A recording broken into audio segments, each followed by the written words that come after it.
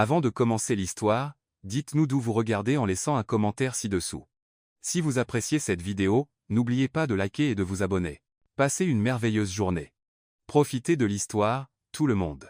Olivia Harper fixait son reflet dans le miroir des toilettes pour dame de la grande salle de bal de l'hôtel Century Plaza et prit une inspiration tremblante. Sa robe bleu marine était parfaite, son maquillage impeccable, mais son expression trahissait une pure panique. Dans 5 minutes, elle devrait retourner au gala de l'entreprise où toutes les épouses des cadres la dévisageaient avec ces sourires condescendants qui semblaient dire « Pauvre petite, toujours célibataire à 31 ans. Respire, Olivia. Ce n'est qu'un dîner. Tu as survécu à des présentations devant des cadres de Fortune 500. Tu peux survivre à quelques mondaines critiques, murmura-t-elle à elle-même, appliquant son rouge à lèvres pour la 3e fois. Le problème, c'est qu'il y a exactement 15 minutes. Elle avait commis la plus grosse gaffe de sa carrière. Lorsque Margaret Sinclair, l'épouse du PDG, lui avait demandé devant toute la table. « Alors, ma chère, quand rencontrerons-nous votre mari ?»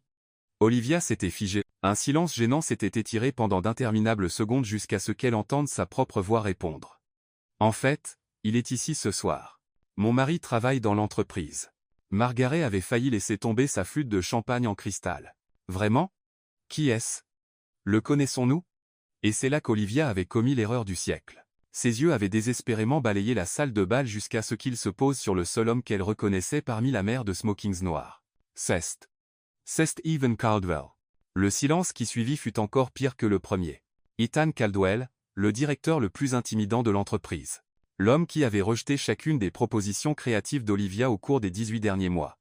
Le type dont elle était convaincue qu'il ne l'aimait pas depuis leur toute première rencontre, Ethan Caldwell. Margaret haussa ses sourcils parfaitement sculptés. « Mon Dieu, quelle surprise! Vous deux êtes remarquablement discrets.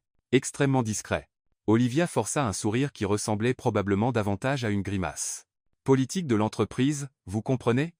Nous préférons maintenir des limites professionnelles. » Maintenant, elle était là, cachée dans les toilettes pendant qu'Ethan Caldwell n'avait probablement aucune idée qu'il était devenu son mari fictif il y a 15 minutes.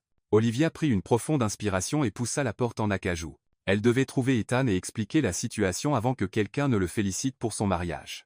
Elle traversa la salle de bal au sol de marbre avec détermination jusqu'à ce qu'elle repère sa présence imposante près du bar en acajou, engagé dans une conversation avec d'autres cadres supérieurs. Ethan Caldwell était l'exact opposé de tout ce qu'Olivia trouvait attirant chez un homme. Grand, austère, toujours impeccablement vêtu avec une expression suggérant que le monde entier fonctionnait en dessous de ses standards. Des cheveux bruns foncés, toujours parfaitement coiffés, des lunettes noires élégantes qui rendaient ses yeux verts émeraude encore plus analytiques, et cette manière délibérée de parler, comme si chaque syllabe exigeait une réflexion minutieuse. Olivia s'approcha, le cœur battant comme si elle s'apprêtait à faire la présentation de sa vie, ce qui, vu les circonstances, était être le cas. « Excusez-moi, interrompit-elle la discussion des hommes. Ethan, pourrais-je vous parler en privé ? C'est assez urgent. » Ethan se tourna délibérément, ses yeux verts pénétrant la scrutant de la tête aux pieds comme si elle était un rapport trimestriel aux chiffres douteux. « Olivia, qu'y a-t-il ? C'est quelque peu personnel. » Elle sourit nerveusement aux autres cadres. « Une affaire de couple marié. Vous savez ce que c'est. » Les autres hommes rirent et se dispersèrent avec ses commentaires prévisibles sur les négociations domestiques. Ethan fronça les sourcils. « Couple marié ?»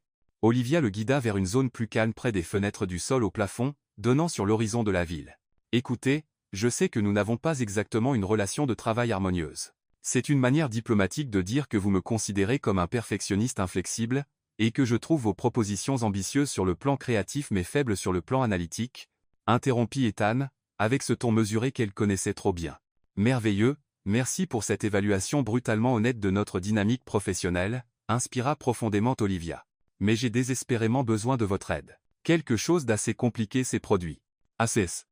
D'accord. Extrêmement compliqué. Monumentalement compliqué. Potentiellement fatal pour ma carrière. » Ethan croisa les bras, sa montre coûteuse captant la lumière du lustre. « Olivia, vous avez 30 secondes avant que je ne conclue que c'est une perte de temps inefficace.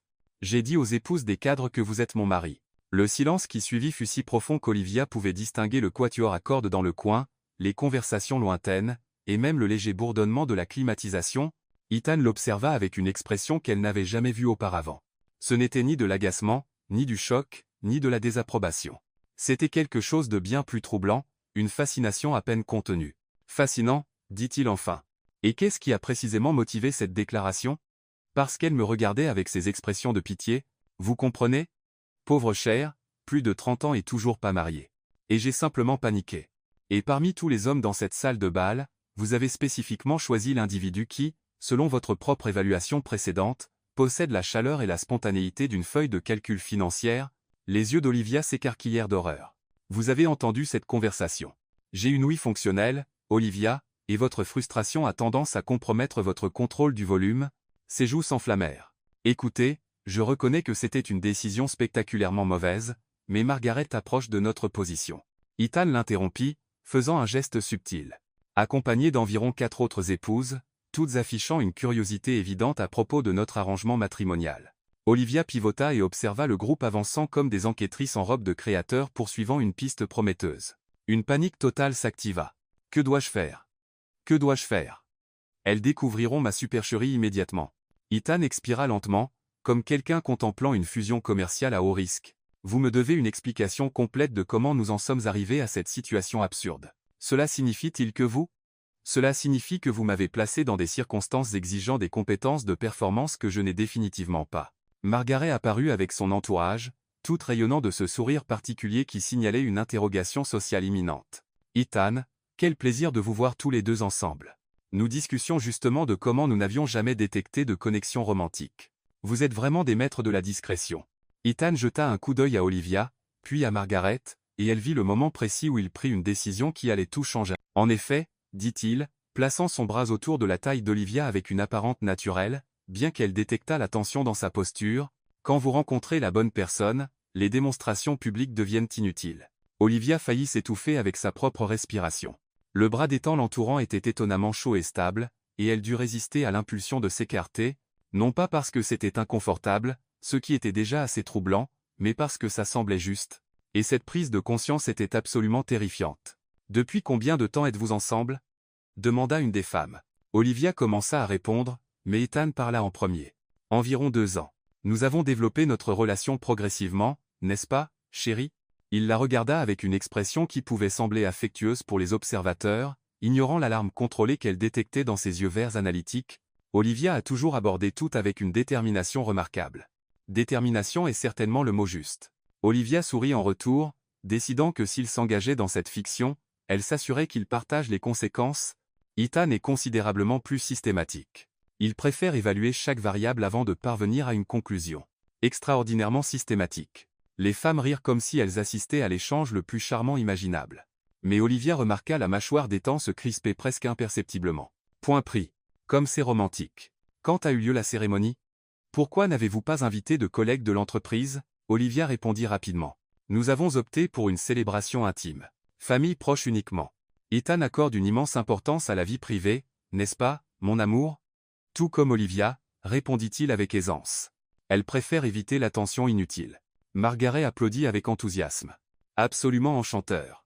Vous devez rejoindre notre table immédiatement. J'insistais.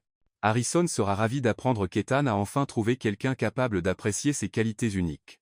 Et ainsi, Olivia se retrouva escortée à la table principale de la soirée, bras dessus bras dessous avec l'homme qu'elle considérait comme son principal adversaire professionnel, se préparant à passer les 3 heures suivantes à jouer le rôle de l'épouse dévouée d'Ethan Caldwell. Alors qu'ils s'installaient côte à côte à la table élégamment décorée de roses blanches et de bougeoirs en cristal, Ethan se pencha discrètement vers elle. « Olivia, murmura-t-il, vous venez de créer la complication la plus significative de nos carrières respectives. » Elle sourit radieusement à leur compagnon de table et chuchota en retour. « Je suis pleinement consciente. Que se passe-t-il ensuite ?» Ensuite, répondit-il, maintenant son sourire artificiel. La performance spontanée n'a jamais été parmi mes compétences. Le dîner se transformait en une épreuve d'endurance de niveau olympique. Olivia n'avait jamais imaginé que prétendre être mariée à Ethan Caldwell nécessiterait une telle improvisation athlétique. Chaque question des autres femmes exigeait des réflexes rapides comme l'éclair et une narration créative pour maintenir leur mascarade. Alors, Olivia, racontez-nous tout sur la demande en mariage. Margaret attaqua à nouveau, clairement déterminée à extraire chaque détail succulent. Olivia faillit s'étouffer avec sa bisque de homard. Ethan, qui coupait méthodiquement son filet mignon avec une précision chirurgicale, suspendit son couteau en l'air pendant une fraction de seconde avant de continuer comme si de rien n'était. « Oh, c'était incroyablement romantique », improvisa Olivia. Ethan est plein de surprises. « Vraiment? Il semble si sérieux au bureau. Il doit avoir un côté romantique caché. Ethan Lewan Finless Dew. Ses yeux verts pénétrants rencontrèrent ceux d'Olivia avec une expression qu'elle ne pouvait pas tout à fait déchiffrer. Olivia a une capacité remarquable à inspirer des facettes de ma personnalité dont je n'avais pas conscience. Cette fois, ce fut Olivia qui se figea, sa cuillère à mi-chemin de sa bouche. Il y avait quelque chose dans son ton qui semblait bien trop sincère pour être confortable. C'est absolument vrai, dit-elle, décidant de lui rendre l'appareil. Ethan est beaucoup plus sensible qu'il n'y paraît. Il a cet instinct protecteur merveilleux. Protecteur, comment? Une des femmes se pencha en avant, intriguée. Olivia paniqua intérieurement. Protecteur? Ethan Caldwell? Protecteur? L'homme qui avait démoli sa proposition de campagne pour la Saint-Valentin parce qu'elle manquait de données de recherche de marché suffisantes, eh bien, il s'assure toujours que je rentre chez moi en sécurité quand je travaille tard au bureau, inventa-t-elle désespérément. Vraiment? Margaret se tourna vers Ethan avec délice. Comme c'est attentionné. Et vous, Ethan? Qu'aimez-vous le plus chez Olivia? Ethan posa ses couverts complètement et étudia Olivia d'une manière qui fit faire un salto inattendu à son estomac. Olivia possède un talent extraordinaire pour découvrir des opportunités là où d'autres ne voient que des obstacles. Elle est implacable. Parfois frustrante dans son acharnement, mais toujours avec un but. Le silence à la table changea cette fois, devenant moins curieux, plus ému. Olivia sentit ses joues chauffer. Cela semblait troublant de sincérité. Oh, comme c'est beau. Une des femmes soupira. Vous deux formez un couple parfait. C'est alors qu'Olivia remarqua la main d'Ethan posée sur la nappe blanche, très proche de la sienne. Sans trop y réfléchir, elle entremêla ses doigts avec les siens. La réaction fut immédiate. Il se tendit visiblement mais ne se retira pas. Merci, mon chéri, dit-elle doucement, serrant légèrement sa main. Ethan fixa leurs mains jointes avec une concentration fascinante, comme s'il analysait une proposition commerciale particulièrement complexe. Le reste du dîner passa dans un mélange surréaliste de performances et de moments étrangement intimes. Olivia découvrit qu'Ethan possédait un humour pince sans rire qui n'émergeait que dans des commentaires murmurés près de son oreille. Ethan apprit qu'Olivia pouvait inventer des histoires élaborées sur leur vie commune avec une créativité impressionnante. Tu te souviens quand tu as essayé de m'apprendre à faire ce soufflé au chocolat, rit Olivia, tissant une histoire complètement fictive sur un désastre culinaire. Tu as presque détruit ma cuisine, répondit Ethan naturellement, entrant dans le jeu avec plus d'aisance qu'elle ne l'avait prévu. Ta cuisine? Tu ne savais même pas où tu gardais les tasses à mesurer. Détail technique. Les autres femmes rirent comme si c'était l'échange le plus adorable imaginable, et Olivia réalisa qu'ils avaient développé une chimie étonnamment naturelle dans leur jeu. Ethan n'était pas seulement le cadre sévère qu'elle connaissait. Il était intelligent, avait un excellent sens du timing comique, et lorsqu'il se détendait légèrement, même charmant. Lorsque le dîner se termina enfin et que les invités commencèrent à se disperser, Olivia et Ethan se retrouvèrent seuls près du hall à colonne de marbre de l'hôtel. Eh bien, dit Ethan, desserrant sa cravate en soie noire. Nous avons survécu à l'acte d'ouverture.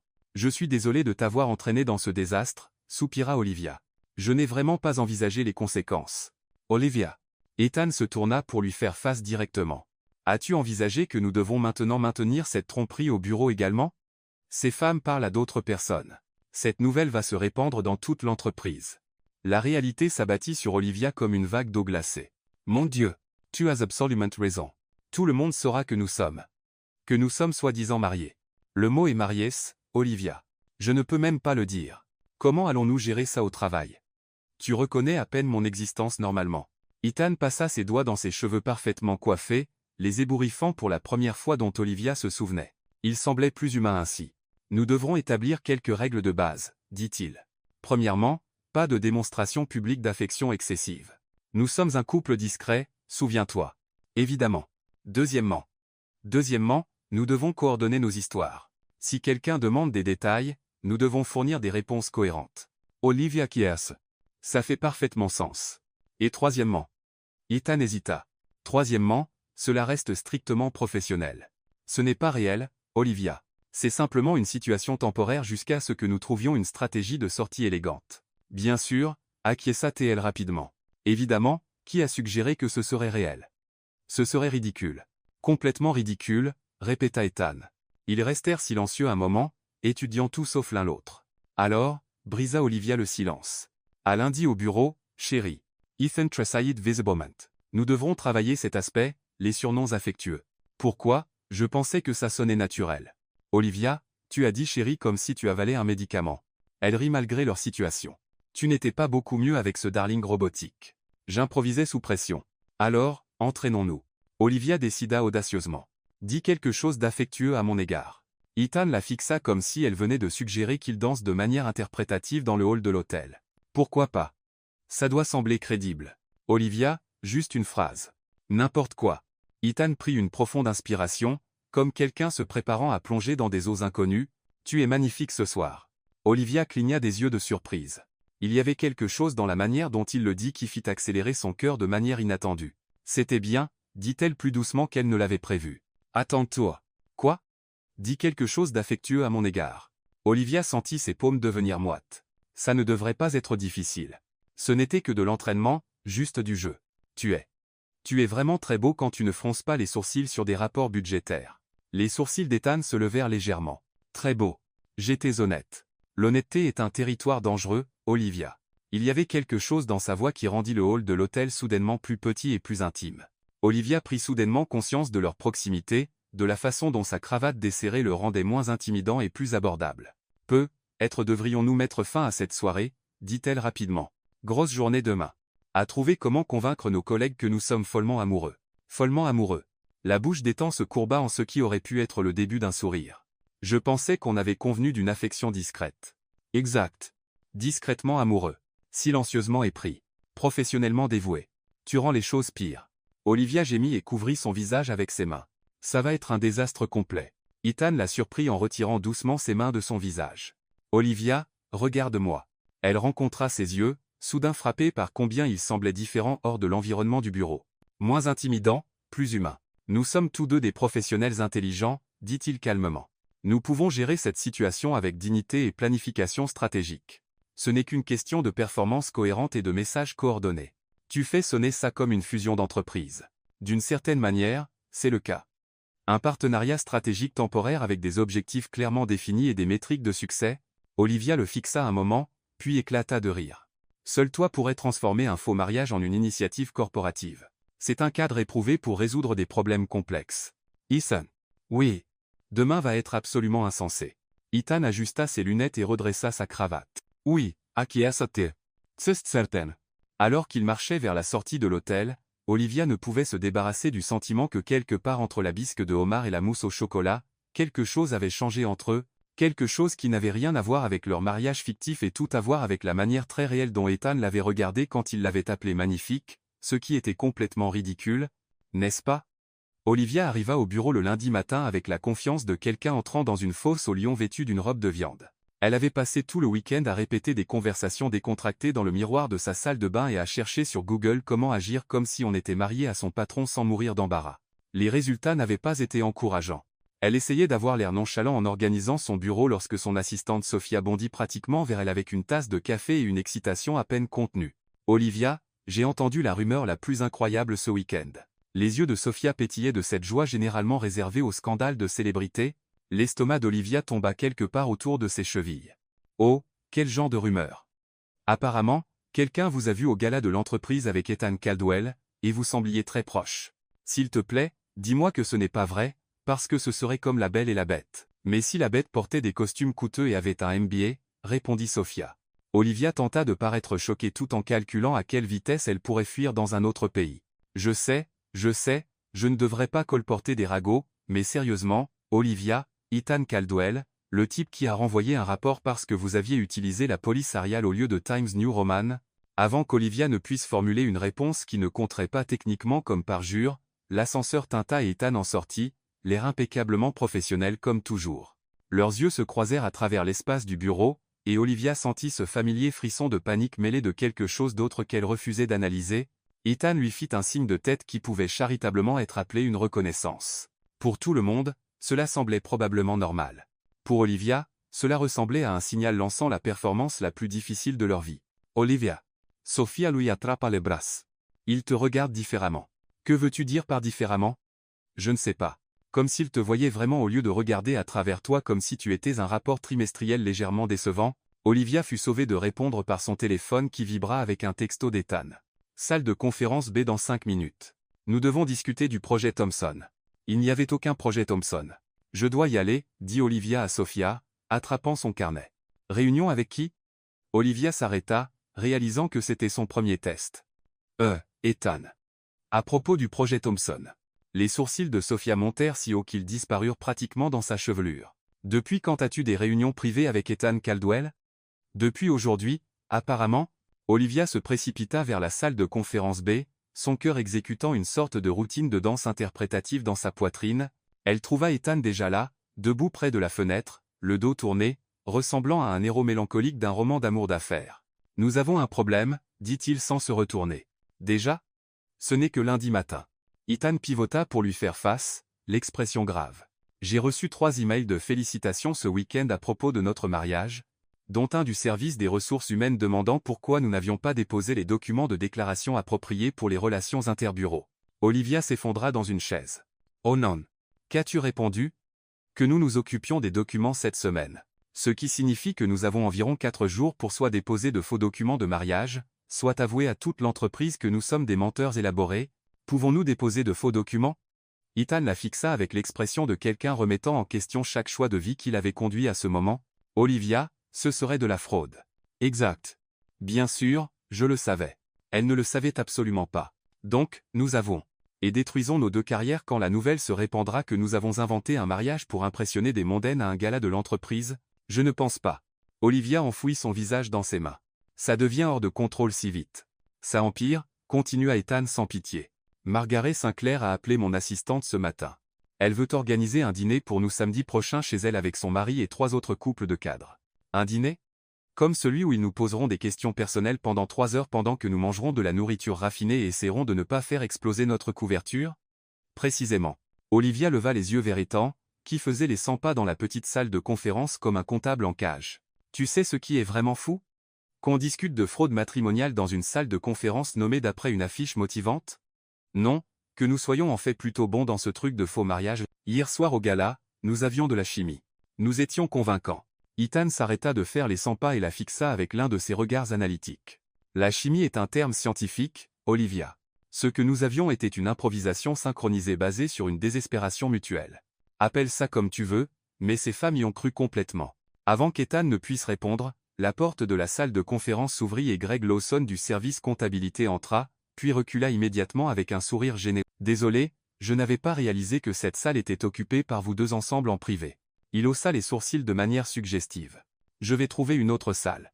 Ne vous inquiétez pas pour moi. » La porte se referma, laissant Olivia et Ethan se regardant horrifiés. « Ils pensent que nous étions. » Comment ça Olivia?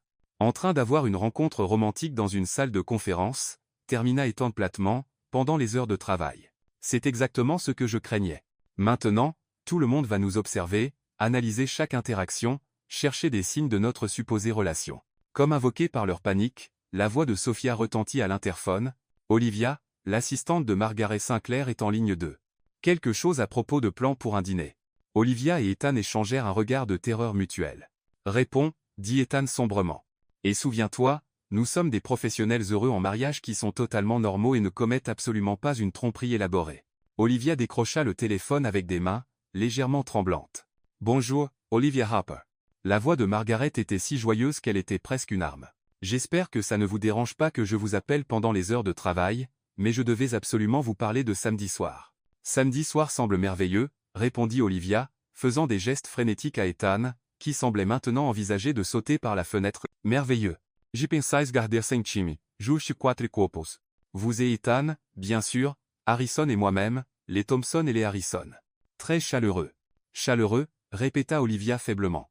Et j'ai pensé que ce serait amusant de faire un de ces jeux où les couples répondent à des questions sur l'autre. Vous savez, comme comment vous vous êtes rencontrés, votre premier baiser, ce qui vous agace le plus l'un chez l'autre, tous ces petits détails délicieux qui rendent les mariages si fascinants.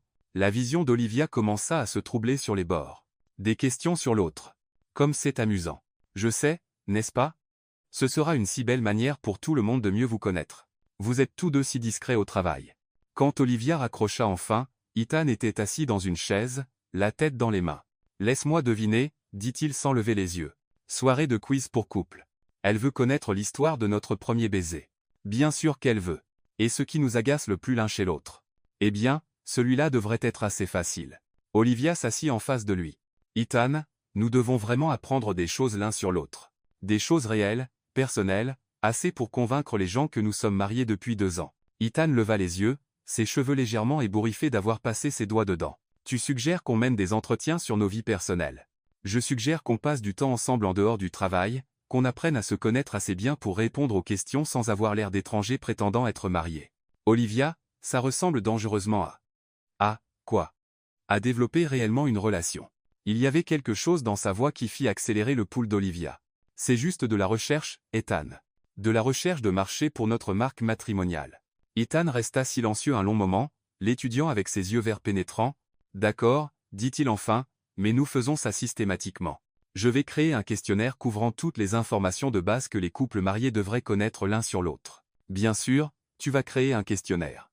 On se rencontre ce soir après le travail. Chez toi ou chez moi? Olivia sentit un frisson de quelque chose qui n'était définitivement pas de la panique. Chez moi, dit 90. 19H0. Ethan acquiesça, se levant et redressant sa cravate. Est Olivia? Oui. Nous ne disons à personne à propos de cette réunion.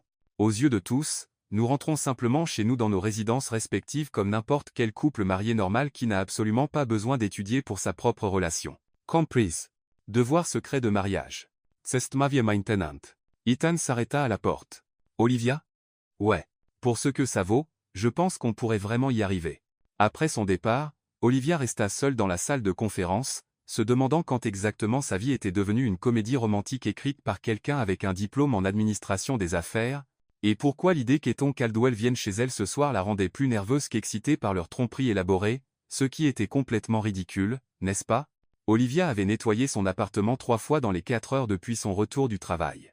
Elle avait réarrangé les meubles de son salon 2 fois, changé de tenue 4 fois, et fixait actuellement sa cuisine en se demandant si elle devrait essayer de cuisiner quelque chose qui la ferait passer pour un être humain adulte compétent. Le problème, c'est qu'Ethan Caldwell arrivait chez elle dans exactement 17 minutes, et elle vivait le genre de crise nerveuse généralement réservée aux adolescentes avant le bal de promo. C'est ridicule, murmura-t-elle à elle-même, ouvrant son réfrigérateur d'un coup sec. Ce n'est pas ton vrai mari. Ce n'est même pas ton vrai ami. C'est juste un collègue qui s'est retrouvé piégé dans ton réseau d'anxiété sociale et de mauvais contrôle des impulsions. Son réfrigérateur lui rendit un regard accusateur avec le vide de quelqu'un qui survivait principalement grâce à des plats à emporter et des barres de granola d'urgence. Elle avait du yaourt qui avait peu, être expiré pendant l'administration Clinton, de la laitue fanée qui semblait auditionner pour un film de zombies, et une bouteille de vin qu'elle gardait pour une occasion spéciale. Cela qualifiait définitivement comme une occasion spéciale. Pas une bonne, mais définitivement spéciale. La sonnette retentit à exactement 19 car bien sûr, Ethan Caldwell était ponctuel, même pour les réunions de préparation de faux mariage. Olivia prit une profonde inspiration, lissa son pull décontracté mais pas trop, et ouvrit la porte. Ethan se tenait dans son couloir, tenant un portfolio en cuir, un sac d'ordinateur portable, et ce qui semblait être un petit tableau blanc. Il avait troqué son costume de travail pour un jean foncé et une chemise bleu marine qui rendait ses yeux verts incroyablement intenses. Olivia ne l'avait jamais vu en tenue décontractée auparavant, et cela faisait des choses étranges à son équilibre. « Salut », dit-elle, puis se sentit immédiatement stupide car qui dit salut à son faux mari. « Bonsoir », répondit Ethan formellement. Car apparemment, même en vêtements décontractés, il ne pouvait se résoudre à dire quelque chose d'aussi détendu que salut. « Entrez ».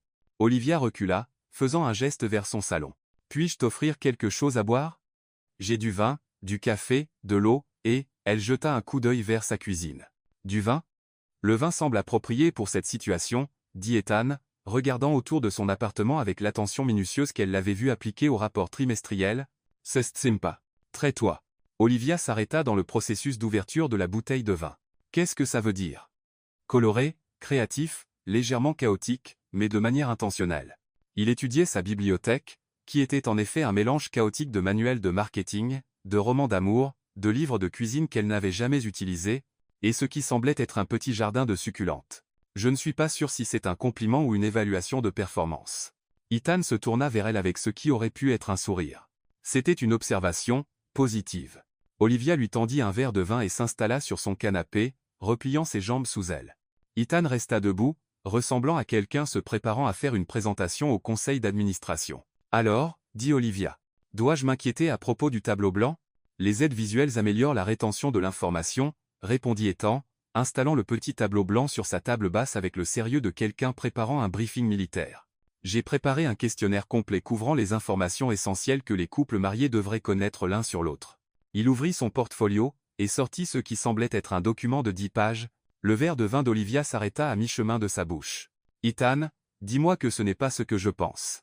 C'est une approche systématique de la collecte de données relationnelles. La section A couvre les informations biographiques de base. La section B traite des préférences et des habitudes. La section C se concentre sur le contexte familial et l'histoire personnelle. Et la section D aborde les connaissances intimes et les indicateurs d'intelligence émotionnelle. Olivia les fixa un long moment. As-tu vraiment dit connaissances intimes en tenant une feuille de calcul? Ce n'est pas une feuille de calcul. C'est un questionnaire structuré. Ethan, oui. Nous sommes censés apprendre à nous connaître, pas mener un recensement. Ethan baissa les yeux sur son document de 10 pages, puis revint à Olivia, puis à nouveau sur le document. Pour la première fois depuis qu'elle le connaissait, il semblait réellement incertain. J'ai peu, être compliqué les choses, admit-il. Juste un peu. Olivia tapota le canapé à côté d'elle. Viens, assieds-toi. Parlons simplement comme des gens normaux. Ethan s'approcha du canapé avec la lassitude de quelqu'un qui n'avait jamais rencontré le concept de conversation décontractée.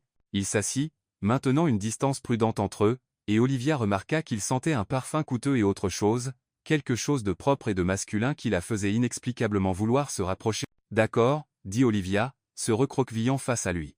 Commençons simple. Quel est ton plat préféré? Dans quel but? Consommation générale, occasion spéciale, nourriture réconfortante dans des situations stressantes? Ethan. Oui, juste ton plat préféré. Ce que tu voudrais manger si tu ne pouvais manger qu'une chose pour le reste de ta vie. Ethan réfléchit avec la gravité de quelqu'un choisissant un portefeuille de retraite. Pizza, dit-il enfin. Olivia faillit renverser son vin. Pizza? Vraiment? Est-ce surprenant? Je t'avais imaginé avec quelque chose de plus sophistiqué, coq au vin ou bœuf Wellington, ou ce que mangent les riches. J'ai grandi à Cleveland, Olivia. Mon père était professeur de mathématiques au lycée et ma mère travaillait à la bibliothèque. On mangeait de la pizza le vendredi soir et on considérait ça comme une célébration. Il s'arrêta, semblant légèrement surpris de lui-même. Je n'y avais pas pensé depuis des années. Il y avait quelque chose dans sa voix qui serra la poitrine d'Olivia de manière inattendue. Quel type de pizza? Pepperoni et champignons. Rien de sophistiqué. Ethan prit une gorgée de vin. Et toi? Des cookies aux pépites de chocolat. Plus précisément, ceux que ma grand-mère faisait quand j'étais petite. Elle me laissait aider, et je mangeais la moitié des pépites de chocolat, avant qu'elles n'atteignent la pâte. Ce n'est pas techniquement un repas. Tu as demandé mon plat préféré. Pas mon choix le plus équilibré nutritionnellement. Ethan sourit réellement à cela. Pas son sourire professionnel poli, mais quelque chose de réel et de chaleureux qui transforma tout son visage. Olivia sentit son cœur faire un petit saut périlleux qui n'avait rien à voir avec la caféine. D'accord, à mon tour, dit Olivia, s'enfonçant plus profondément dans le canapé, la plus grande peur. Le sourire d'Ethan s'effaça. C'est plutôt personnel pour un questionnaire de faux mariage. Ethan. Nous sommes censés convaincre les gens que nous sommes mariés depuis 2 ans. Les couples mariés connaissent les peurs de l'autre. D'accord. Ethan fixa son verre de vin comme s'il contenait les secrets de l'univers. La médiocrité. Être moyen. Passer toute ma vie à être compétent, mais jamais exceptionnel dans quoi que ce soit qui compte. L'honnêteté dans sa voix prit Olivia complètement au dépourvu. Elle s'attendait à ce qu'il dise quelque chose de sûr comme les araignées ou parler en public, pas quelque chose d'aussi brut et réel. Ça n'arrivera pas, dit-elle doucement. Comment peux-tu en être sûr? Parce que les gens médiocres ne se souciaient pas d'être exceptionnels. Ils se contentent de suivre le courant. Toi, tu ne suis pas le courant. Ethan. Tu pousses, analyses et perfectionnes tout jusqu'à ce que ce soit meilleur qu'avant. Ethan leva les yeux vers elle avec une expression qu'elle n'avait jamais vue auparavant. Vulnérable, peut, être, ou surpris. À ton tour, dit-il. Olivia tira un coussin sur ses genoux, le serrant comme une armure. Finir seul, pas juste célibataire. Seul, comme devenir une de ces personnes qui parlent à leur chat et commandent des courses en ligne parce qu'elles ont oublié comment interagir avec d'autres êtres humains. Tu as des chats? Non, mais j'en prendrai pour leur parler. Ethan Ritt. Raymond Ritt. Et Olivia sentit quelque chose bouger dans sa poitrine. Quand il riait, il semblait complètement différent, plus jeune, plus détendu, infiniment plus abordable. Ça n'arrivera pas non plus, dit-il. Comment peux-tu en être sûr? Parce que tu es la personne la plus engageante socialement que j'ai jamais rencontrée, tu te lis d'amitié avec les baristas, les opérateurs d'ascenseurs, et probablement les gens qui livrent ton courrier. Comment savais-tu pour le facteur? Coup de chance. Ils tombèrent dans un silence confortable et Olivia réalisa avec surprise qu'elle appréciait vraiment cela. Pas seulement le vin, mais la conversation. La manière dont Ethan semblait quand il se détendait. La découverte que sous son extérieur corporatif se trouvait quelqu'un qui avait grandi en mangeant de la pizza le vendredi soir et en s'inquiétant d'être ordinaire. Puis-je te poser une question, dit Olivia. C'est le but de cet exercice. Pourquoi détestes-tu autant mes propositions de marketing? Ethan posa son verre de vin et se tourna pour lui faire face plus pleinement. Je ne déteste pas tes propositions. Tu les rejettes toutes. Je les rejette parce qu'elles sont des idées brillantes enveloppées dans une recherche insuffisante et présentées avec plus d'enthousiasme que de données. Olivia Klingnaes-Diao. Tu penses que mes idées sont brillantes? Olivia, tu as plus d'intuition créative dans ton petit doigt que la plupart des gens dans tout leur corps. Tes concepts de campagne sont innovants, mémorables, et exactement le type de pensée nouvelle dont l'entreprise a besoin. Mais tu les renvoies toujours parce que les idées brillantes sans un soutien adéquat se font tuer dans les réunions du conseil. Je les renvoie pour que tu les renforces, pas parce que je veux te décourager. Olivia le fixa, sentant qu'elle voyait Ethan Caldwell clairement pour la première fois. Tu as essayé de m'aider. J'ai essayé de rendre ton travail à l'épreuve des balles pour qu'il survive le processus d'approbation. En écrasant mon esprit avec des demandes de révision sans fin, en m'assurant que ta créativité obtienne la plateforme qu'elle mérite, Olivia sentit quelque chose de chaud et de compliqué se déployer dans sa poitrine. Je pensais que tu me détestais. Olivia. La voix d'Ethan était plus douce qu'elle ne l'avait jamais entendue. Je pense que tu es la personne la plus talentueuse de ce bureau. Je l'ai toujours pensé. L'air entre eux sembla changer, devenant chargé de quelque chose qu'Olivia ne pouvait pas tout à fait nommer. Ethan la regardait avec une intensité qui la rendait vivement consciente de leur proximité, de la manière dont ses vêtements décontractés le faisaient sembler moins comme son patron intimidant et plus comme un homme très attirant, qui pensait apparemment qu'elle était brillante. Nous devrions probablement revenir au questionnaire, dit Ethan doucement. Mais il ne s'éloigna pas. Probablement, acquiesça Olivia. Mais elle ne bougea pas non plus. Olivia. Oui. À la soirée de samedi, ils vont demander des détails sur notre premier baiser. Je sais. Nous devrions probablement préparer une histoire. Nous devrions. Une histoire crédible. Très crédible. Aucun d'eux ne bougea. L'espace entre eux semblait électrique, chargé de possibilités et de dangers à parts égales. Olivia, dit Ethan à nouveau, sa voix rauque sur les bords. Oui. C'est une très mauvaise idée. Quoi donc? Mais avant qu'il ne puisse répondre, le téléphone d'Olivia sonna avec la gaieté agressive de quelqu'un appelant à propos de la garantie prolongée de sa voiture. L'enchantement, ou quoi que ce fût, se brisa complètement. Olivia attrapa son téléphone et refusa l'appel, mais le mal était fait. Ethan s'était reculé à sa position initiale, la distance prudente rétablie, son expression revenant vers une neutralité professionnelle. Nous devrions nous concentrer, dit-il, attrapant son questionnaire. Samedi n'est qu'à 5 jours. Exact, acquiesça Olivia, essayant d'ignorer la façon dont son cœur battait encore à tout rompre. Concentration, questionnaire, préparation au faux mariage. Exactement. Mais alors qu'Ethan lançait la section B de son approche systématique de la collecte de données relationnelles, Olivia ne pouvait s'empêcher de penser à la manière dont il l'avait regardée quand il l'avait appelée brillante, ou à la manière dont l'air avait changé quand il avait mentionné leur premier baiser fictif. C'était censé être du faux, une tromperie temporaire pour les sortir d'une situation sociale embarrassante. Alors pourquoi cela semblait-il soudainement être la chose la plus réelle qui lui était arrivée depuis des mois, Olivia? Ethan la regardait avec attente. Question 7. Quelle est ta destination de vacances idéale? N'importe où qui ne m'oblige pas à mentir sur le fait d'être mariée à mon patron, dit-elle sans réfléchir. La plume d'Ethan s'arrêta sur son carnet. Ça ne va pas rentrer dans l'espace de réponse. Alors être qu'on a besoin d'un espace de réponse plus grand. Olivia. Oui. Est-ce qu'on va s'en sortir? Elle le regarda. Vraiment le regarda. Assis dans son salon avec ses questions minutieuses, son verre de vin et sa chemise qui faisaient ressortir ses yeux comme du verre de mer. Demande-moi ça samedi soir, dit-elle. Le samedi soir arriva avec tout l'enthousiasme d'un rendez-vous pour un canal radiculaire. Olivia se tenait devant le miroir de sa chambre, essayant sa 4e tenue, et se demandant s'il y avait un code vestimentaire pour prétendre être mariée à son patron tout en étant interrogée par des mondaines avec des diplômes avancés en détection de fraude relationnelle. Elle avait opté pour une robe portefeuille bordeaux foncé, élégante sans être ostentatoire, professionnelle sans être ennuyeuse, et espérant donner l'impression d'une femme heureusement mariée, qui connaît définitivement le 2e prénom de son mari et son animal de compagnie préféré de l'enfance. Son téléphone vibra avec un texto d'Ethan. J'arrive dans 10 minutes. Souviens-toi.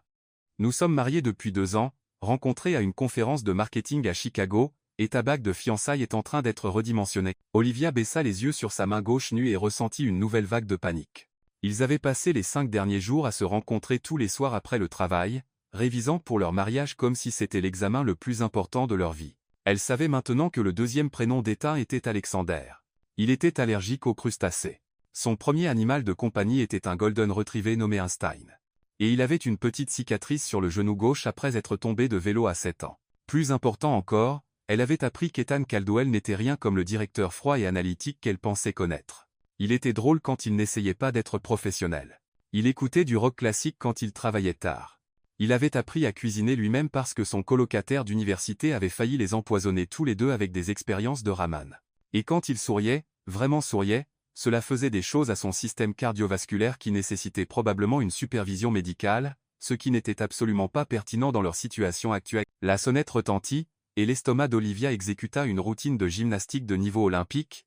Elle ouvrit la porte pour trouver Ethan dans son couloir, vêtu d'un costume gris anthracite qui lui allait comme s'il avait été conçu spécifiquement pour lui faire oublier comment respirer correctement. « Salut », dit-elle, puis se donna mentalement un coup de pied car après 5 jours d'entraînement intensif au mariage, elle devrait pouvoir gérer quelque chose de plus sophistiqué que « Salut, tu es magnifique », dit Ethan. Et il y avait quelque chose dans sa voix qui la fit se demander s'il le pensait vraiment ou s'il s'entraînait simplement pour leur public. « Mercy. Tu es plutôt fantastique toi-même. » Olivia attrapa son sac et sa veste, essayant d'ignorer la manière dont l'eau de Cologne d'étang la rendait légèrement étourdie, prête à convaincre une pièce pleine d'étrangers que nous sommes follement amoureux. « À ce sujet, » dit Ethan alors qu'il marchait vers l'ascenseur. « J'ai réfléchi à notre stratégie pour ce soir. » Notre stratégie ? La clé d'une tromperie réussie est de maintenir un message cohérent tout en paraissant naturel et non répétitif. Olivia s'arrêta de marcher et le fixa. « Ethan, dis-moi que tu n'as pas créé une présentation pour ce soir. » Pas une présentation, plutôt un cadre tactique. Mon Dieu, tu l'as fait. Tu as créé un plan d'affaires pour notre dîner de faux mariage. Je préfère y penser comme une gestion des risques. L'ascenseur arriva et ils y entrèrent avec l'énergie maladroite de 2 personnes qui avaient passé la semaine à apprendre des détails intimes l'un sur l'autre tout en prétendant que c'était purement professionnel. « D'accord », dit Olivia alors qu'ils descendaient vers le hall. « Donne-moi le cadre tactique. » Ethan sortit une petite carte de sa poche de veste. Phase 1, arrivée et évaluation initiale. Nous établissons une proximité physique, démontrons une intimité décontractée par des contacts appropriés, et évaluons la réceptivité de la pièce à notre récit de relation, contact approprié. Se tenir la main, contact bref sur l'épaule, le bras autour de la taille occasionnellement, rien qui ne semble forcé ou excessif. Olivia sentit ses joues chauffer. Ils avaient pratiqué certaines de ces choses pendant leur session d'études, mais c'était clinique, presque scientifique. L'idée qu'étant la touche devant d'autres personnes, même de manière fausse, faisait des choses étranges à son système nerveux. Phase 2. Distribution contrôlée de l'information. Nous offrons juste assez de détails personnels pour sembler authentiques tout en évitant les sujets qui pourraient exposer des incohérences dans notre histoire. Et phase 3. Ethan hésita. Question, dit Chris.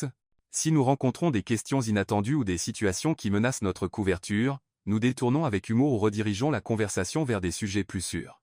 L'ascenseur atteignit le hall et ils marchèrent vers la voiture d'Ethan, une BMW noire élégante qui était exactement le type de véhicule qu'elle s'attendait à ce qu'il conduise. Ethan, dit Olivia alors qu'il lui ouvrait la porte. Oui. Et si nous échouons complètement ? Ethan s'arrêta, la main sur la portière, la regardant avec une expression qu'elle ne pouvait pas tout à fait lire. Nous n'échouerons pas. Comment peux-tu en être si sûr ? Parce que, dit Ethan doucement, nous sommes meilleurs ensemble que séparés, même quand nous prétendons. Le trajet jusqu'à la maison de Margaret Sinclair passa dans un flou de révision de dernière minute et de réassurance mutuelle. Margaret vivait dans l'une de ces vastes demeures dans les collines qui semblaient avoir été conçues par quelqu'un pensant que la subtilité était un défaut de caractère. Olivia compta au moins 12 fenêtres sur la façade avant et ce qui semblait être une fontaine dans l'allée. « Rappelle-moi pourquoi nous ne pouvions pas simplement confesser nos péchés et accepter l'humiliation professionnelle ?» demanda Olivia, alors qu'Ethan se garait derrière une Mercedes, qui coûtait probablement plus que son salaire annuel. Parce que l'humiliation professionnelle impliquerait d'expliquer au RH pourquoi nous avons menti sur le fait d'être mariés, ce qui pourrait entraîner des mesures disciplinaires, ce qui pourrait affecter nos trajectoires de carrière pour la prochaine décennie. Exact. Les trajectoires de carrière sont bien plus importantes que ma santé mentale. Ethan coupa le moteur et se tourna pour lui faire face. Olivia, regarde-moi. Elle rencontra ses yeux, frappés à nouveau par combien il semblait différent hors du bureau. Moins intimidant, plus accessible. Nous allons nous en sortir, dit-il. Nous connaissons les histoires de l'autre. Nous avons pratiqué notre timing, et si quelqu'un pose une question à laquelle nous ne pouvons pas répondre, nous gérerons ensemble. Ensemble, répéta Olivia. Ensemble. Il y avait quelque chose dans la manière dont il le disait qui rendait sa poitrine chaude et serrée, comme si ensemble signifiait plus qu'un simple partenariat tactique, ce qui était ridicule, bien sûr. Ils s'approchèrent de la porte d'entrée et Ethan tendit la main pour prendre celle d'Olivia. Le contact était électrique, sa paume chaude et légèrement rugueuse, ses doigts s'entrelaquant avec les siens comme s'ils avaient fait cela 1000 fois auparavant. Olivia dut se rappeler que c'était une performance, pas la réalité. Margaret ouvrit la porte avant qu'il ne puisse frapper, arborant un sourire assez lumineux pour alimenter le strip de Las Vegas et une robe qui coûtait probablement plus cher que la voiture d'Olivia. Olivia, Ethan, bienvenue chez nous. Margaret leur fit la bise avec l'enthousiasme de quelqu'un retrouvant des parents éloignés. Entrez. Tout le monde est tellement excité de rencontrer le couple mystérieux. Ils furent conduits dans un salon qui semblait avoir été photographié pour Architectural Digest. Lustre en cristal, tapis persan, et assez de fleurs fraîches pour approvisionner une maison funéraire. 4 autres couples étaient déjà rassemblés autour d'un immense canapé sectionnel, tenant des cocktails, et portant le genre de tenue décontractée et élégante, qui suggérait qu'ils assistaient régulièrement à des galas de charité et des fêtes sur des yachts. Tout le monde, je voudrais vous présenter Ethan et Olivia Caldwell, annonça Margaret, et Olivia sentit la main d'Ethan se resserrer presque imperceptiblement autour de la sienne au son de leurs noms liés ensemble. Les présentations furent un flou de noms, de poignées de main et de bavardages polis. Il y avait les Thompson. Thomas, associé principal dans un cabinet d'avocats, et sa femme Laura, qui complimenta immédiatement la robe d'Olivia et demanda où elle l'avait achetée, les Harrison, Daniel et Susan, qui possédaient une chaîne d'hôtels-boutiques et semblaient réellement gentils, et les Everett. Robert, qui travaillait dans le capital investissement, et sa femme Claire, qui avait les yeux perçants de quelqu'un qui faisait un passe-temps de détecter les secrets des autres. Alors, dit Laura Thompson une fois que tout le monde fut installé avec de nouveaux verres. Margaret, nous dit que vous êtes mariés depuis 2 ans. Comment avez-vous réussi à garder ça si secret? Olivia sentit sa réponse préparée se dissoudre sur sa langue comme de la barbe à papa sous la pluie. C'était ça, leur premier vrai test devant un public en direct. Eh bien, dit Ethan avec aisance, son bras s'installant autour des épaules d'Olivia avec une facilité pratiquée, Olivia et moi valorisons tout de notre vie privée.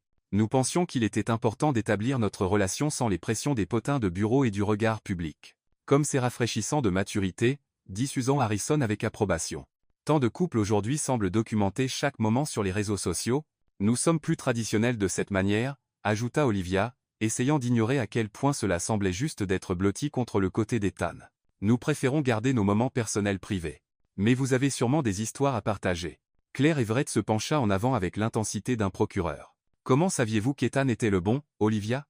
L'esprit d'Olivia devint complètement vide. Ce n'était pas dans leur script. Ils avaient pratiqué des histoires de rencontres et des détails de propositions, mais personne n'avait posé de questions sur le moment de la réalisation, le tournant émotionnel qui avait soi-disant transformé une relation professionnelle en véritable amour. Commença Olivia, puis s'arrêta, vivement consciente que cette paire d'yeux était fixée sur elle avec une attention laser.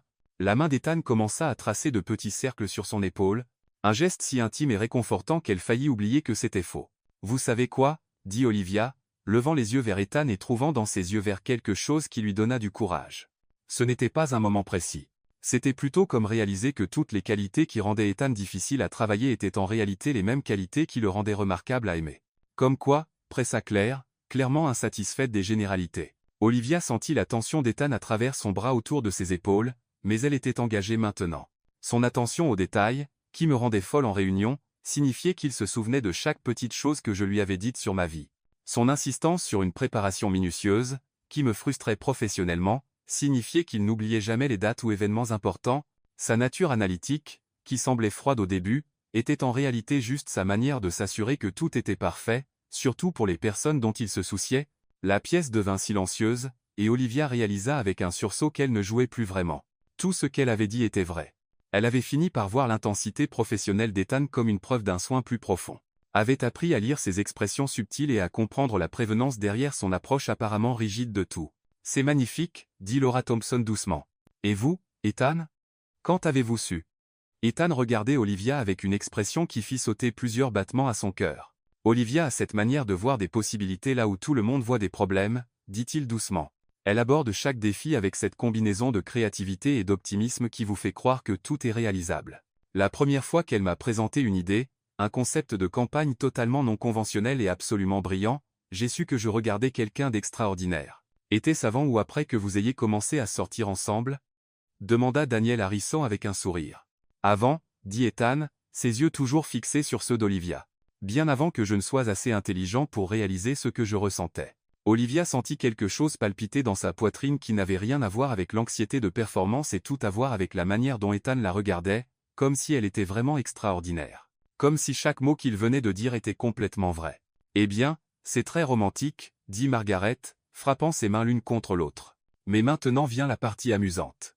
J'ai pensé que nous pourrions jouer à un petit jeu pour voir à quel point vous connaissez tous vraiment vos conjoints. Elle produisit un panier rempli de morceaux de papier pliés. Chaque couple tira des questions à tour de rôle, et les deux partenaires devront écrire leurs réponses séparément. Ensuite, nous verrons si vos réponses correspondent. Olivia sentit le sang se retirer de son visage. C'était pire qu'un quiz surprise.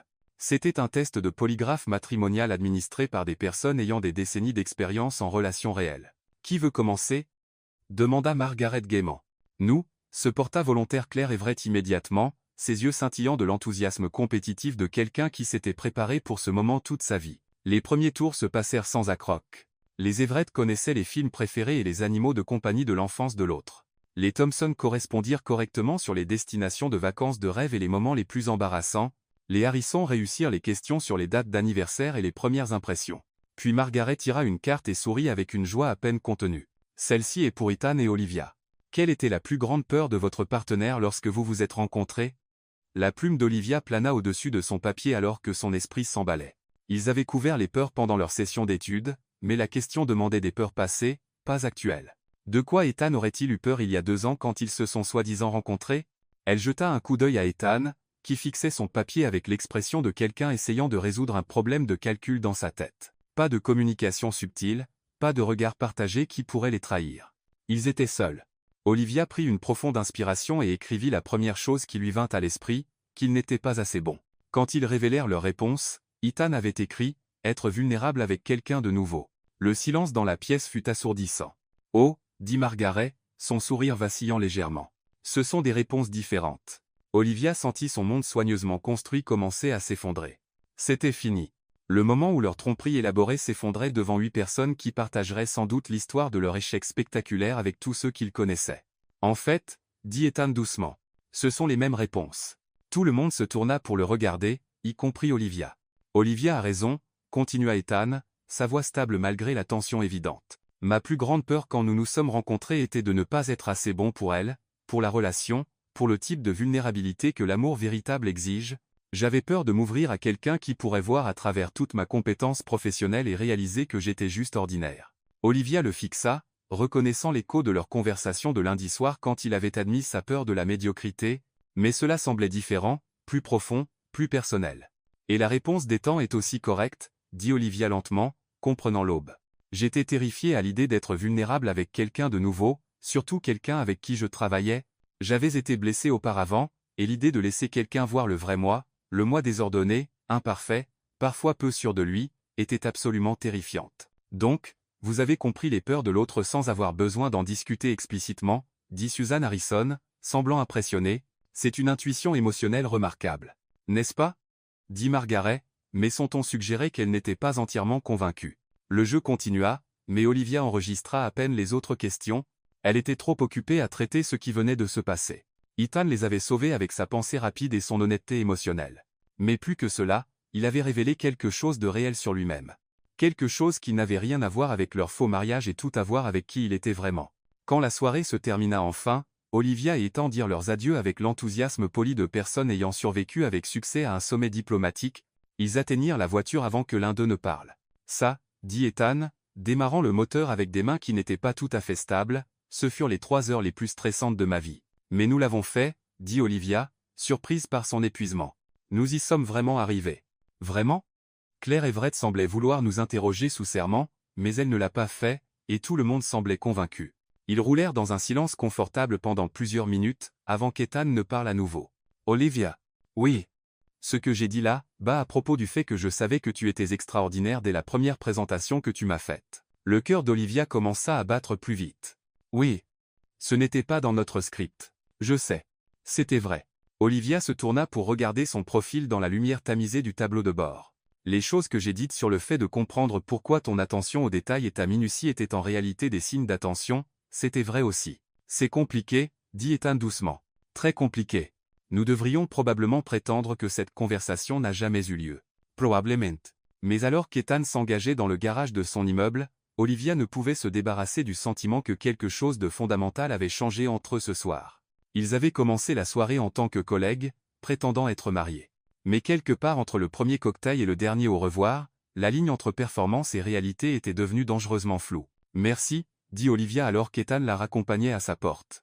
pour nous avoir sauvés là, bas avec la question sur la peur. C'était une improvisation brillante. Merci de l'avoir rendu crédible, répondit Ethan.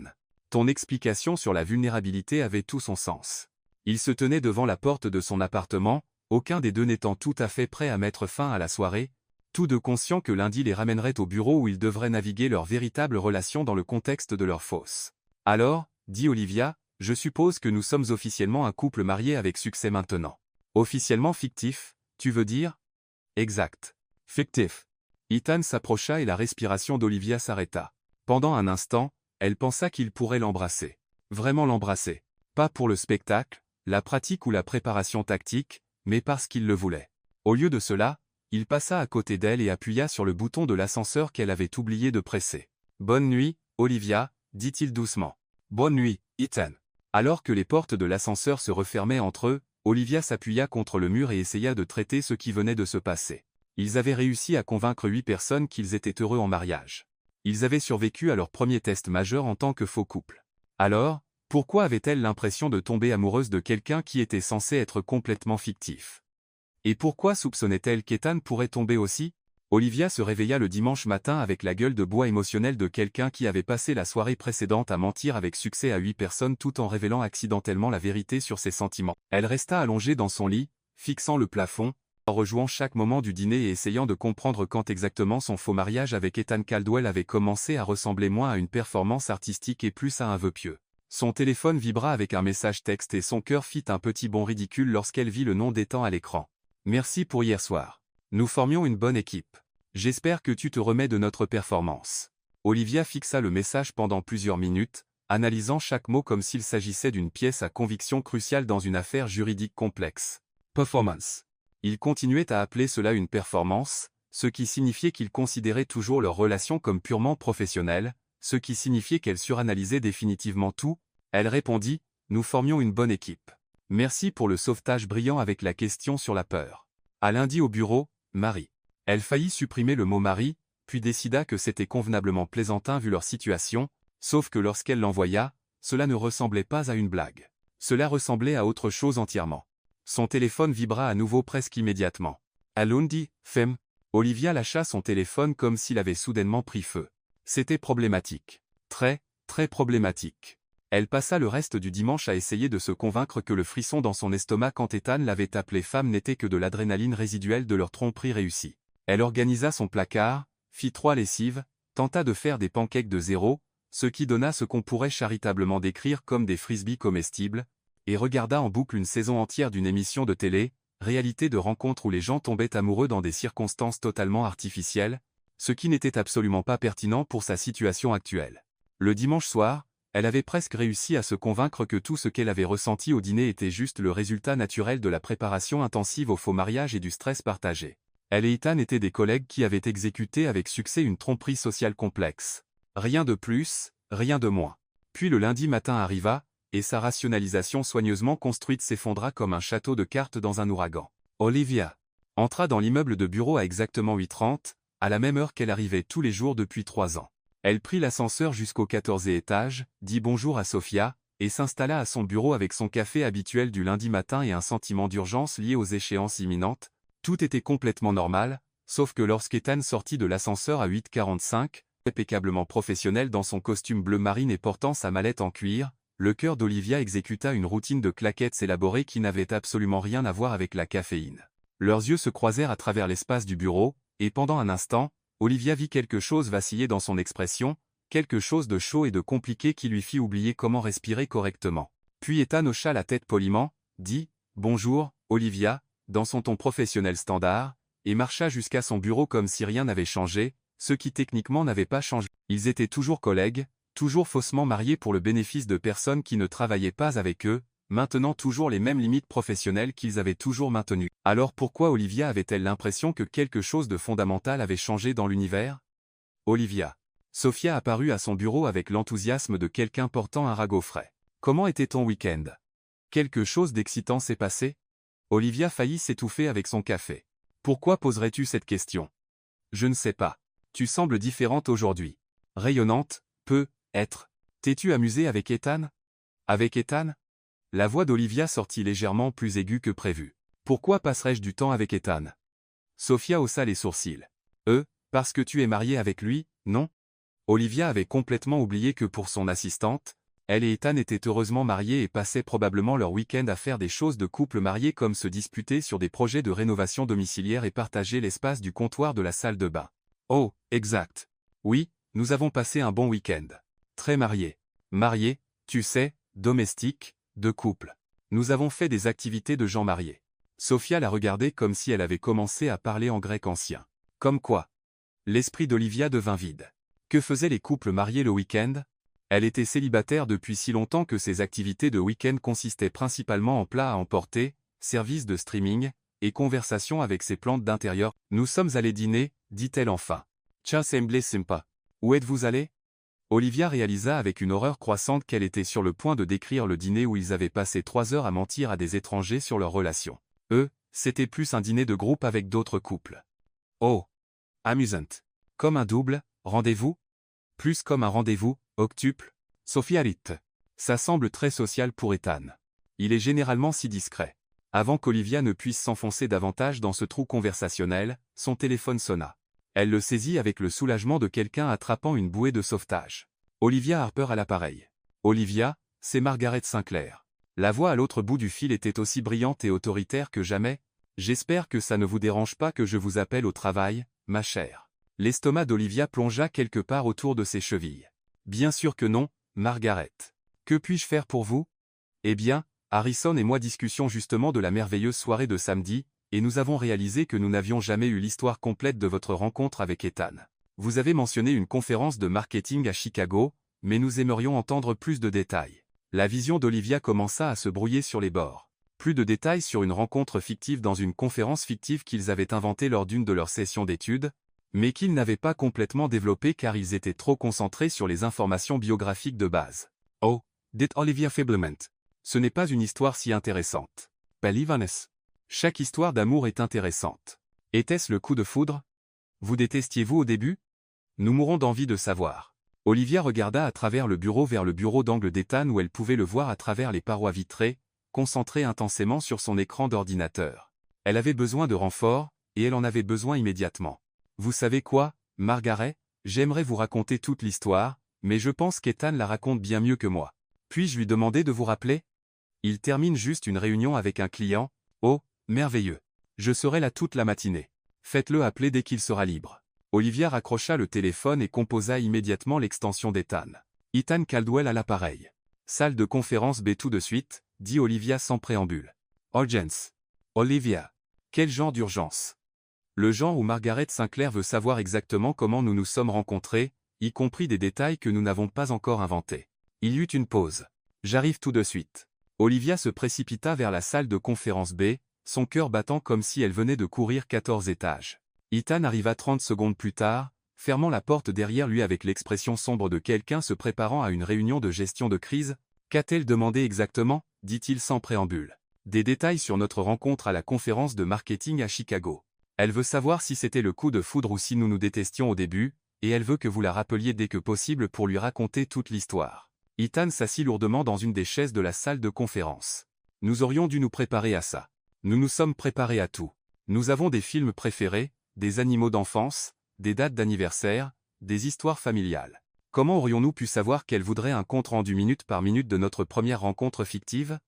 Parce que c'est ce que font les gens, Olivia. Ils veulent entendre des histoires romantiques.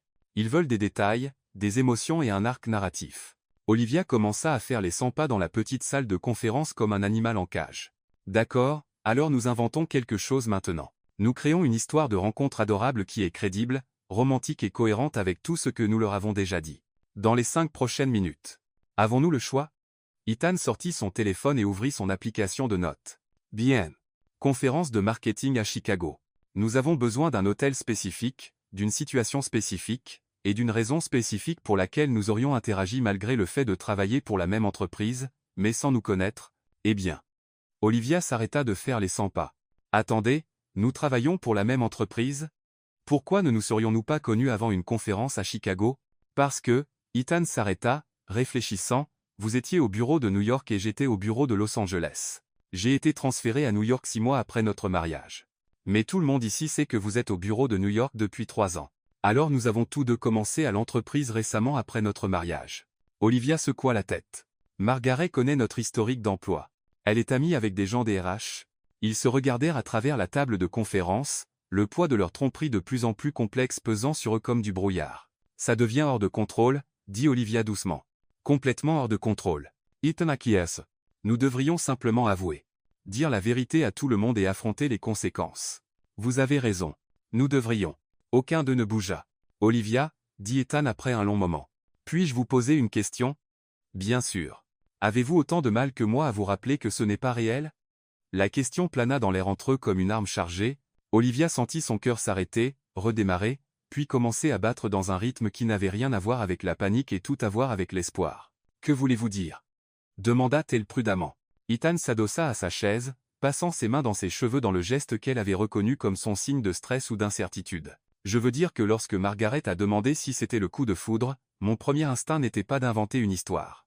C'était de lui parler de la première fois que je vous ai vu présenter une idée dans une réunion d'équipe et comment vous aviez cette manière de rayonner quand vous parliez de votre travail et comment j'ai pensé que vous étiez la personne la plus passionnée et brillante que j'ai jamais vue. La respiration d'Olivia devint très superficielle. Ethan. Et quand elle a demandé si nous nous détestions au début, je voulais lui dire à quel point j'étais frustré que quelqu'un d'aussi talentueux soit si résistant au retour et comment je restais éveillé la nuit à essayer de trouver comment vous aider à réussir sans écraser votre esprit créatif. Ce ne sont pas des histoires fictives, dit Olivia doucement. Non, elles ne le sont pas. Olivia s'assit en face de lui, ses mains tremblant légèrement alors qu'elle les posait sur la table. Quand vous nous avez sauvés à la soirée avec la question sur la peur, et que vous avez parlé de votre peur de ne pas être assez bon pour moi, était-ce de la fiction? Ethan rencontra ses yeux directement. Qu'en pensez-vous?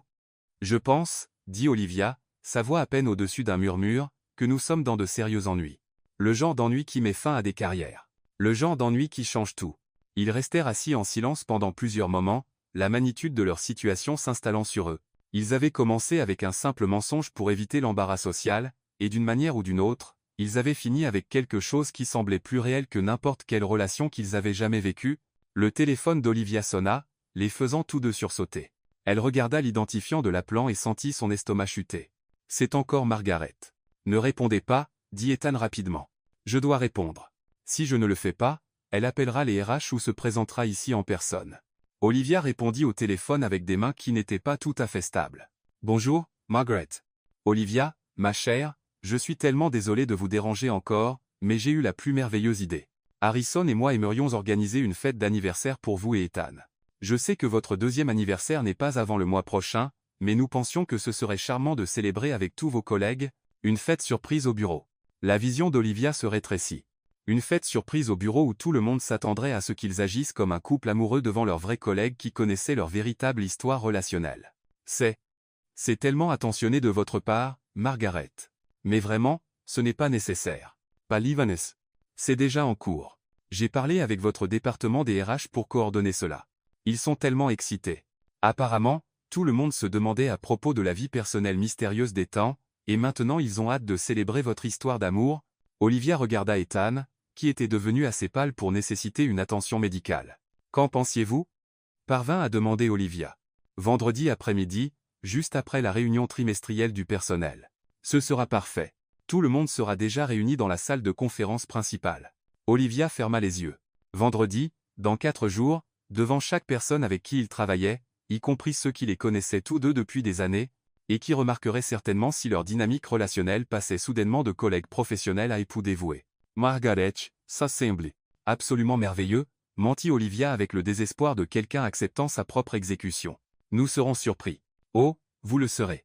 J'ai déjà commandé un gâteau et du champagne, et j'ai pensé que ce serait adorable que vous partagiez tous les deux l'histoire de votre rencontre avec tout le monde. Vous savez, puisque c'est une histoire si romantique. La main d'Olivia se mit à trembler si violemment qu'elle dut saisir le téléphone avec ses 2 mains. Partager notre histoire au bureau devant tout le monde. Oui, ce sera comme une mini-réception de mariage. Tout le monde va adorer. Après qu'Olivia eut raccroché, elle et Ethan restèrent assis en silence complet pendant plusieurs minutes. Alors, dit Ethan enfin, nous avons 4 jours pour devenir le couple marié fictif le plus convaincant du monde ou trouver comment expliquer à tout notre bureau pourquoi nous avons menti sur le fait d'être mariés. Il y a une 3e option, dit Olivia doucement. Laquelle est? Nous arrêtons de prétendre. Ethan la regarda avec une expression qu'elle ne pouvait pas lire. « Que veux-tu dire ?» Olivia prit une profonde inspiration, se sentant comme si elle était sur le point de sauter d'une falaise très haute sans savoir s'il y avait de l'eau en bas. « Je veux dire, nous arrêtons de prétendre que tout cela est faux. Nous arrêtons de prétendre que nous ne tenons pas l'un à l'autre. Nous arrêtons de prétendre que ce qui s'est passé à la soirée était juste du bon jeu d'acteur. Olivia, je tombe amoureux de toi, Ethan. » Les mots jaillirent avant qu'elle ne puisse les arrêter. « Je tombe amoureux de toi, et je ne pense pas que cela ait quoi que ce soit à voir avec notre faux mariage. Je pense que cela a à voir avec le fait d'apprendre à connaître qui tu es vraiment quand tu n'es pas le directeur intimidant qui rejette mes propositions. » Ethan la fixa pendant un long moment, son expression indéchiffrable. « Sais-tu ce que tu dis ? » Je dis que nous n'avons pas à mentir à tout le monde vendredi. Être que nous ne leur disons simplement pas que ça a commencé comme un mensonge. Olivia, c'est incroyablement risqué. Plus risqué que de continuer à mentir à tous ceux avec qui nous travaillons ? Plus risqué que d'admettre que nous avons menti à tous ceux avec qui nous travaillons ? Olivia se pencha en avant, son cœur battant si fort qu'elle était sûre qu'Ethan pouvait l'entendre. Et si ce n'était plus un mensonge ? Et si nous le rendions réel ? Tu veux transformer notre faux mariage en une vraie relation 4 jours avant que nous devions convaincre nos collègues que nous sommes secrètement mariés depuis 2 ans ? Je veux arrêter d'avoir peur de ce que je ressens pour toi.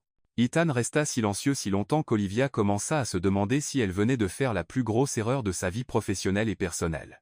Elle était sur le point de faire marche arrière, de rire en disant que c'était une folie temporaire due au stress, quand Ethan parla. « Olivia, il faut que tu comprennes quelque chose. D'accord.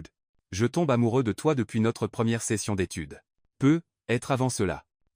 Être depuis la première fois que tu as discuté avec moi de la stratégie de campagne et que tu m'as fait réaliser que la passion et l'intelligence sont une combinaison irrésistible. » Olivia sentit son cœur s'arrêter puis redémarrer avec assez de force pour alimenter une petite ville. « Vraiment ? Vraiment. Mais Olivia, si nous faisons cela, si nous rendons cela réel, il n'y a pas de retour en arrière. Nous ne pouvons pas prétendre que tout était faux si ça ne fonctionne pas. Nous ne pouvons pas revenir à être juste des collègues qui se disputent occasionnellement sur les choix de police. Je sais. Et si nous disons à tout le monde lors de la fête d'anniversaire que nous sommes secrètement mariés depuis 2 ans, nous devons être prêts à réellement construire une relation qui correspond à cette histoire. Je sais que c'est compliqué, Olivia. Nous travaillons ensemble. Nous devrons naviguer dans les politiques de bureau, les limites professionnelles et le fait que je suis techniquement ton supérieur. Je sais. Ethan se leva et marcha vers la fenêtre de la salle de conférence, regardant la ville en contrebas. Il y a autre chose que tu devrais savoir. L'estomac d'Olivia se serra. Quoi ? J'ai envisagé de demander un transfert au bureau de la côte ouest. Quoi ? Pourquoi ? Ethan se tourna pour lui faire face. Parce que je tombais amoureux de toi, et je pensais que la seule chose professionnelle à faire était de me retirer de la situation avant qu'elle ne devienne problématique. Olivia eut l'impression d'avoir reçu un coup, dans la poitrine. Tu allais partir ? J'allais partir parce que je pensais que ce que je ressentais était à sens unique et inapproprié. Et maintenant ? Maintenant je me demande si être la chose la plus inappropriée serait de m'éloigner de quelque chose qui pourrait être extraordinaire. Olivia se leva, ses jambes légèrement instables. Alors, que faisons-nous ? Nous avons 4 jours pour découvrir si ce que nous ressentons l'un pour l'autre est assez réel pour construire une vie dessus ou si nous sommes juste emportés par l'excitation de notre tromperie élaborée. Comment le découvrons-nous ?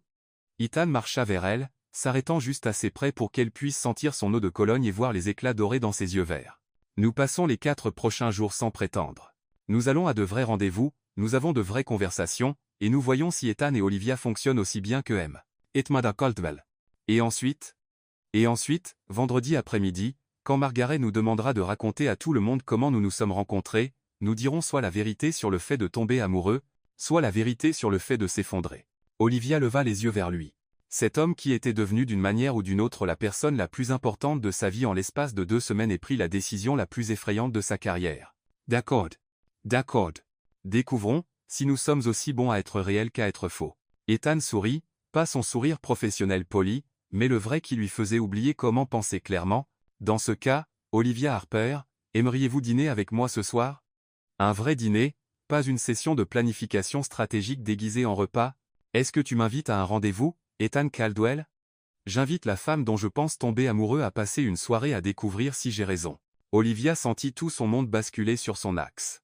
Oui. J'aimerais dîner avec toi. Oui, j'aimerais découvrir si ce que nous ressentons est réel. Et oui, je pense que je tombe amoureuse de toi aussi. Ethan tendit la main et replaça une mèche de cheveux derrière son oreille, un geste si tendre et intime qu'Olivia sentit des larmes piquer ses yeux. Alors, dit-il doucement, Je suppose que nous ne prétendons plus.